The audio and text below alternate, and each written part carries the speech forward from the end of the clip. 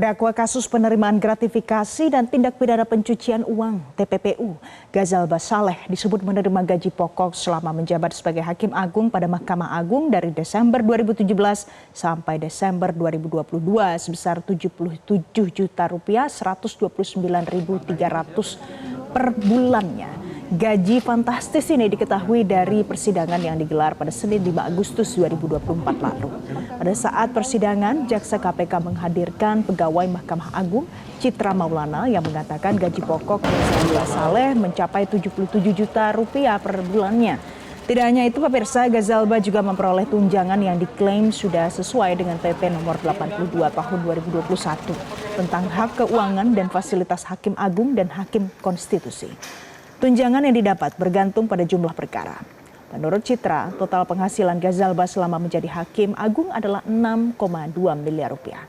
Ia diduga telah memanfaatkan jabatannya selaku Hakim Agung Kamar Pidana MA sejak 2017 untuk mengondisikan isi amar putusan yang mengakomodasi dan menguntungkan pihak-pihak tertentu yang berperkara dan mengajukan upaya hukum di Mahkamah Agung.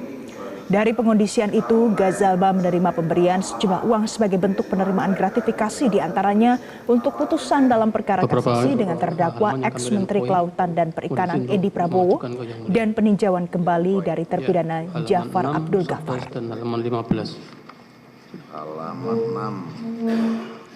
Gaji dan tunjangan fantastis yang diterima Hakim Agung nonaktif Ghazal Basaleh tidak membuatnya puas. Ia bahkan memanfaatkan jabatan untuk mencari keuntungan semata. Kita akan bahas selengkapnya pemirsa dengan peneliti ICW ada Kurnia Ramadana. Selamat pagi Mas Kurnia. Selamat pagi Mbak. Mas Kurnia, ada sebuah ironi yang terungkap di persidangan pekan lalu.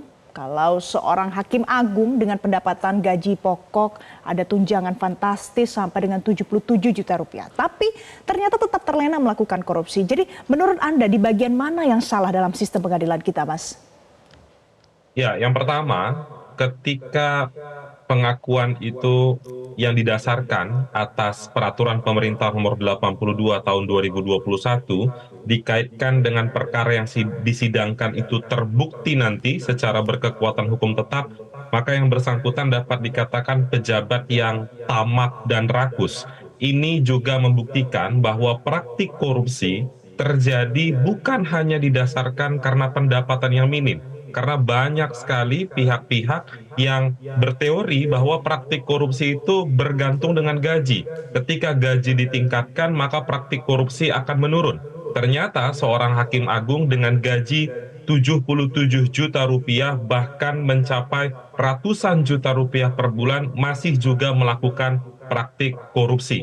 Apalagi Mbak Valen, ini hakim di Mahkamah Agung.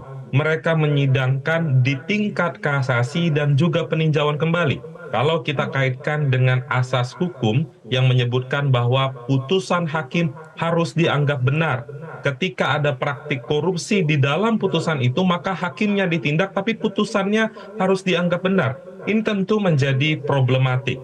Maka dari itu, pihak-pihak pengawas seperti Badan Pengawas Mahkamah Agung atau Komisi Yudisial harus memiliki skala prioritas untuk memperhatikan betul proses-proses persidangan. Tentu tidak semua proses persidangan dapat dipantau, akan tetapi yang rawan dijadikan bancakan korupsi, misalnya dengan aktor-aktor yang pejabat high profile, itu tentu harus diperhatikan betul agar tidak lagi kecolongan seperti perkara Hakim Agung yang sedang atau pernah diusut oleh Komisi Pemberantasan Korupsi.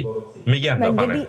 Jadi jangan sampai kecolongan. Nah, saat ini Mas, kalau kita lihat dari kondisi hari ini, KY itu sebenarnya perlu menelusuri hakim-hakim yang diduga menerima tunjangan fantastis ini. Itu caranya bagaimana, Mas, supaya jangan sampai ada yang ternyata lewat atau lolos dari pengawasan dan kemudian sudah melakukan korupsi selama bertahun-tahun.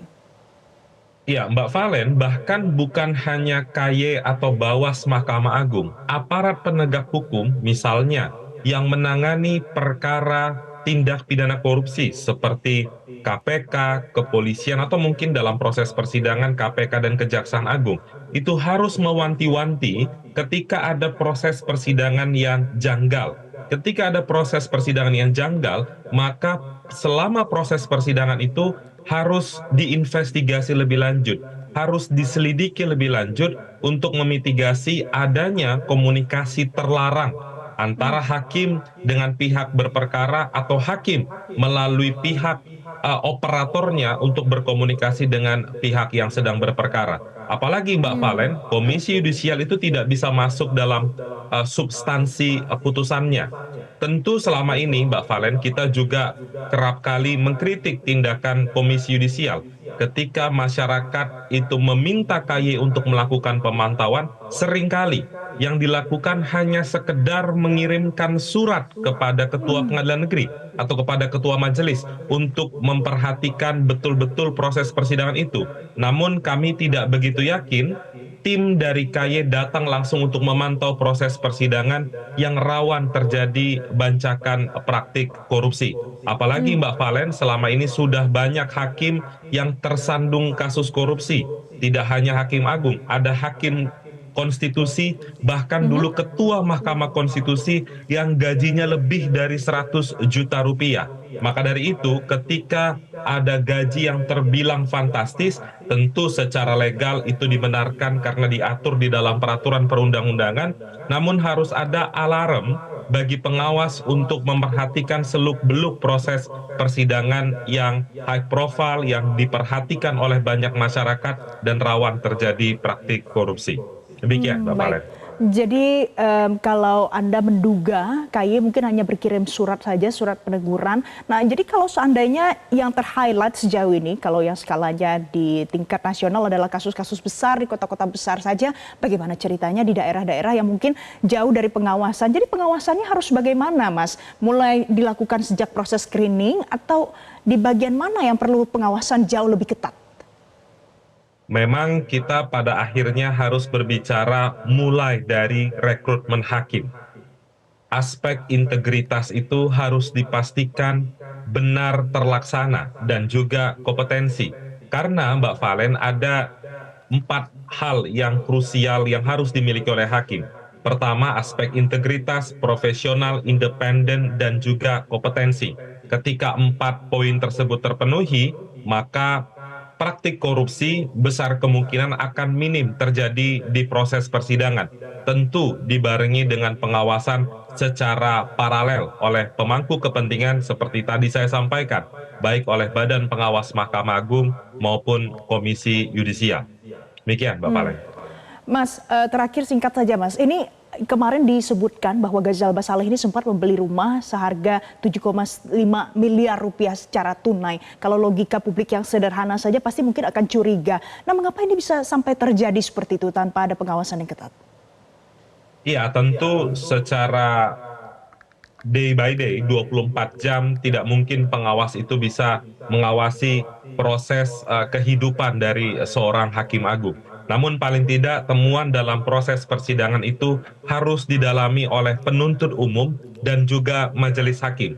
Apakah potensi gratifikasi itu benar adanya atau bahkan ada potensi tindak pidana pencucian uang. Mbak Valen, perkara Ghazalba ini penting sekali diperhatikan oleh semua pihak. Mengapa Mbak Valen? Karena kita tahu betul beberapa bulan yang lalu yang bersangkutan divonis bebas di Pengadilan Tipikor Bandung.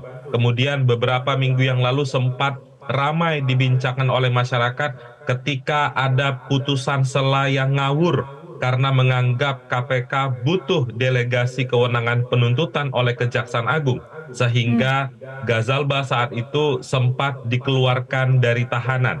Maka dari itu di sini kami benar-benar menyoroti jangan sampai ada spirit the corps yang berlebihan.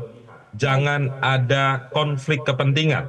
Karena yang disidangkan adalah seorang hakim, apalagi hakim agung, jangan sampai ada perbantuan dari lembaga kekuasaan kehakiman untuk membantu terdakwa Ghazal Basaleh. Ini penting bagi KPK, harus benar-benar mengawasi proses persidangan. Jadi KPK ini bukan hanya bertugas membuktikan kesalahan terdakwa, namun juga memperhatikan betul jangan sampai ada praktik korupsi di balik proses persidangan itu, sembari Bawas dan juga KY melihat dan memperhatikan betul proses persidangan Oke. ini. Jadi Demikian, Mbak kita Pan. akan kawal bersama kasus ini karena yang disidangkan adalah Hakim Agung. Jangan sampai ada konflik kepentingan pada saat proses persidangan ini berlangsung. Terima kasih Mas Kurnia Ramadana, peneliti ICW sudah bergabung bersama kami pagi hari ini di Selamat Pagi Indonesia. Jelajahi cara baru mendapatkan informasi. Download Metro TV Extend sekarang.